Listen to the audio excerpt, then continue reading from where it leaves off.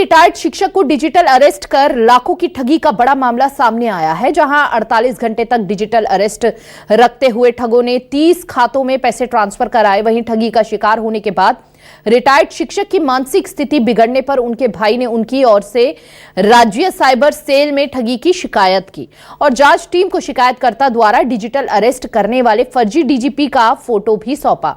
बता दें कि भिंड के रहने वाले रिटायर्ड शिक्षक प्रेम सिंह कुशवाहा को डिजिटल अरेस्ट रखा गया। प्रेम सिंह कुशवाहा को बताया गया कि उनके नाम से एक खाता मुंबई में खुला है, जिसमें ठगी की गई 1.5 करोड़ की रकम आई है।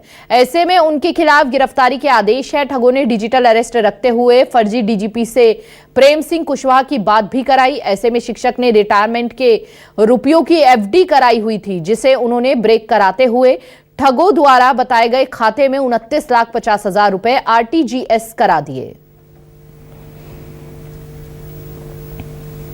रिटायर्ड शिक्षक से ठगी का यह मामला सामने आया है। रिटायर्ड शिक्षक हुए डिजिटल अरेस्ट। ज्यादा जानकारी के लिए संवाददाता कर्ण मिश्रा हमारे साथ जुड़ चुके हैं।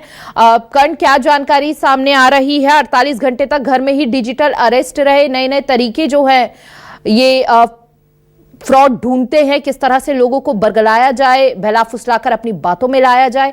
अभी क्या जानकारी सामने आ रही है? रिकवरी के कितने चांसेस हैं? और देखिए, बिल्कुल आपको बता दूं मैं कि ये जिस तरह का ये 48 घंटे तक रिटायर्ड शिक्षक प्रेम सिंह कुशवाहा को डिजिटल अरेस्ट करने का जो मामला सामने आया है, इसमें 29 लाख रुपए की जो है डिजिटल फ्रॉड जो है उनके साथ किया गया। और अभी तक जो राज्य साइबर सेल के अधिकारी हैं डीएसपी संजीव नयन शर्मा जी, उनसे चर्चा जो हुई है उनके द्वारा बताया गया है कि 8 लाख रुपए जो है अकाउंट में फ्रीज करा दिए गए हैं। वहीं 2 लाख रुपए फ्रीज करने का प्रयास जो है उनकी टीम द्वारा किया जा रहा है। बाकी शेष अमाउंट लगभग 19 लाख का अमाउंट जो है वो अलग अलग खातों में ट्रांसफर किया गया, जिनकी संख्या लगभग 30 अभी तक सामने आ चुकी है।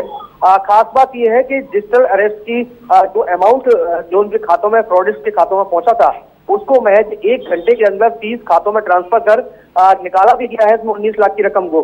तो कहीं ना कहीं जिस तरह की ये पूरा वाकया हुआ है, इसकी शिकायत जो है राज्य साइबर सेल में की गई है। इसके साथ ही जो प्रोटेस्टर है इसमें जिसके द्वारा खुद को डीजीपी बताया गया था महाराष्ट्र का, उस एंगल से तमाम जो फोटो और अन्य सबूत जो दिए गए हैं, उसके आधार पर राज्य साइबर सेल की टीम जो है अपनी इन्वेस्टिगेशन को आगे बढ़ा रही है।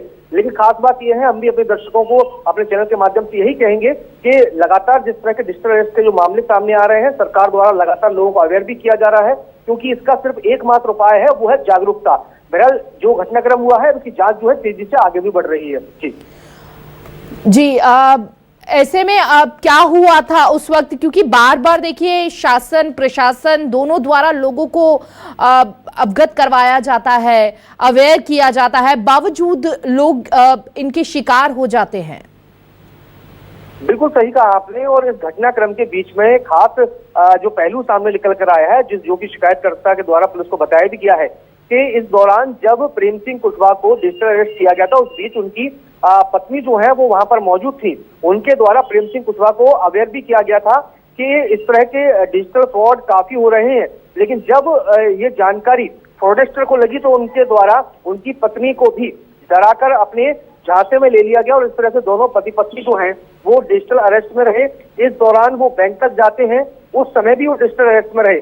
बहरहाल ये पूरी जो घटनाक्रम रहा है उससे कहीं ना कहीं परिवार जो है आर्थिक रूप से तो उनका हाथ हुए ही है, मानसिक रूप से भी काफी टूटे हैं, क्योंकि दोनों रिटायर्ड हैं। लिहाजा इस पूरे मामले में देखना है कि पुलिस की इन्वेस्टिगेशन कहां तक पहुंचती है और क्या जो प्रोटेस्टर के खातों में अमाउंट पहुंचा है वो रिकवर किया जा पाएगा या नहीं। जी, बहुत बहुत शुक्रिया आपका कर्ण, तमाम जानकारी साझा करने के लिए।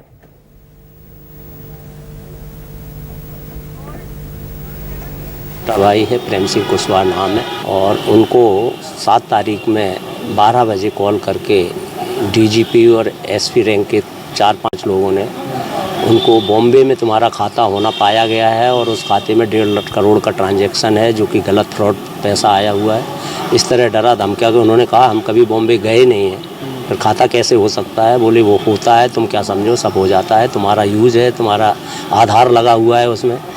48 घंटे तक उनको 7 तारीख 12 बजे से लेके 8 तारीख के 4 बजे तक, जब तक वो ट्रांसफ़र नहीं करा लिया, डिजिटल अरेस्ट तो नो को भी रखा।